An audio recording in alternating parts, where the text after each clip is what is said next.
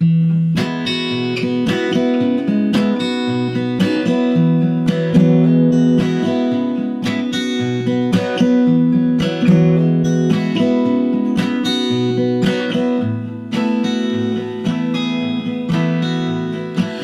wakes up as I lay down.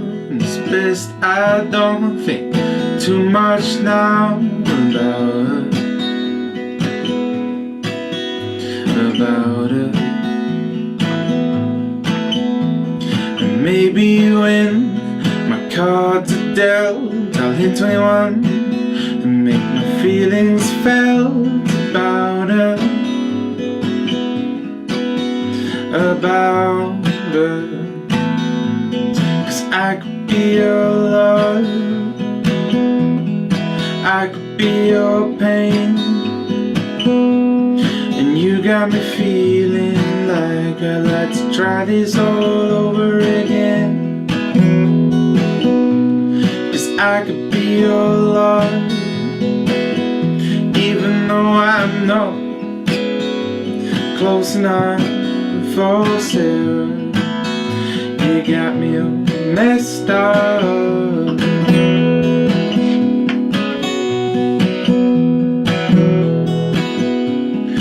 I could catch a flight, take you by surprise, but would you still see me standing in the spotlight? I could just wait here, I could just wait right here, in hope that whatever this is will reappear. 'Cause I won't hold you down if you don't feel this now. I could be your love, I could be your pain, and you got me feeling like I'd like to try this all over again. 'Cause I could be your love, even though I'm not close enough for Sarah. You got me all messed up.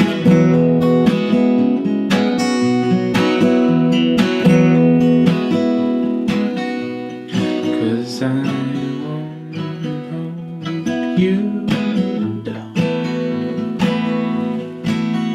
if you don't feel this now. No, I won't hold you down if you don't feel this. But I could be your love, I could be your pain, and you got me feeling like I'd like to try these all over again. 'Cause I could be your love, even though I'm not close enough for Sarah. You got me all messed up. Oh Sarah, you got me all messed up.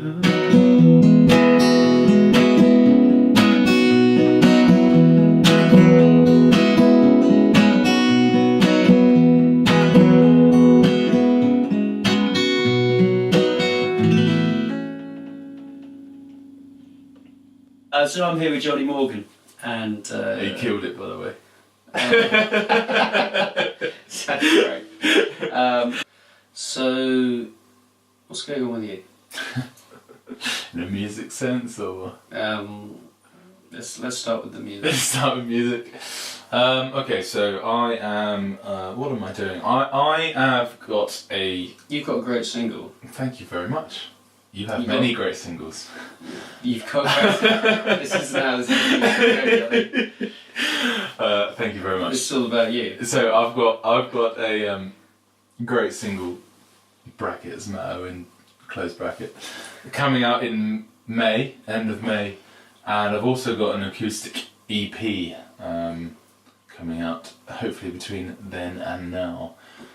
So I shall have some content to plug, which would be nice. Yeah, how do people get hold of you?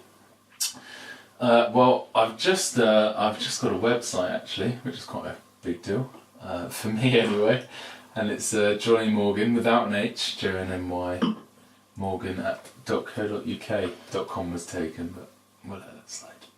It's alright. You can keep it. But it's all on there. You go to there. You got build it Instagram, you got Facebook, all that kind of nonsense. So. Great.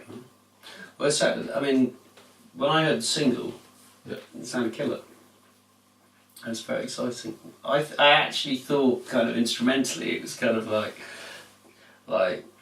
what I'd call power pop, which is like the whole, but what I call power pop is like the whole steady. It had that kind of emotional, joyous, rock out, like, you know. Yeah. I loved it. My music's been called worse than that. Yeah, that's good. Yeah, I thought it sounded great. The thing, I mean, all the timbres in it you could say are quite just mainstream rock. It's just guitar, bass and drums, but it is essentially a pop single. So I'm glad that you said that. So did that happen consciously, or is that just like you like gravitating towards the shit that you really... Well, I kind of... My writing style is just very... it's almost like a formula, really. I mean, I'm envious of certain songwriters because I sit down and there's a very kind of like, let's bring a chorus in here, let's have a verse in here, let's have a second verse which is slightly short. Okay, which songwriters are you envious of? Well, even someone like Alex Lipinski that we've seen tonight who absolutely killed it.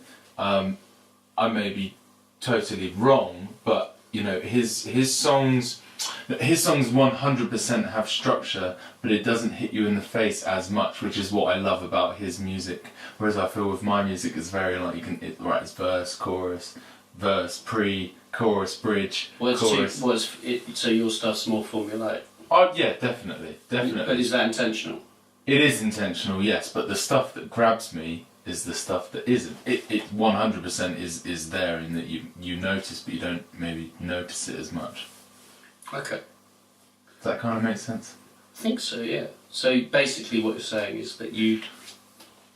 I mean, I can't help it. I write pop music and But there are people that write catchy stuff that doesn't follow such a formulaic blueprint. Yeah. What you're saying. Yeah, exactly. Whereas when I sit down with it, I will, as cliche as it sounds. What are you trying to do? That's the question, isn't it? What am I trying to do? Yeah. Write pop songs, so I don't know what I'm bitching about really. It's a valid question, though, you know what I mean? Because some people are like, well, I just want to, No, but that is just the way I write. I've been in bands where you try and write something that might trouble the radio, and then other times you try and write something that... so it's not even a consideration. Yeah, so it's for a me, byproduct of it. You know what I mean? I find it very difficult to write when it's a subject matter that I desperately care about. I find it hard to write. When I take myself out of the situation and I kind of create stories. Almost the people in my songs are fictional. And when I take myself out that's out interesting. Of it, so you find it's easier to run with the bull with something that isn't so close to home. Exactly, and the lyrics come a lot easier, and everything for me. So when it's slightly more fantasy or playing off something else, you find. Yeah, if I sat down and tried to write a song that really meant the world to me, I'd probably never finish it. Is the truth? First Day of Spring, for example, one of yours, I could never write something. I didn't write that, but I totally appreciate what you're saying. You get the killer bass lines on that, by the way. But yeah, an album like that, for example. You're the first person to ever say that. But the no, I totally understand what you're saying.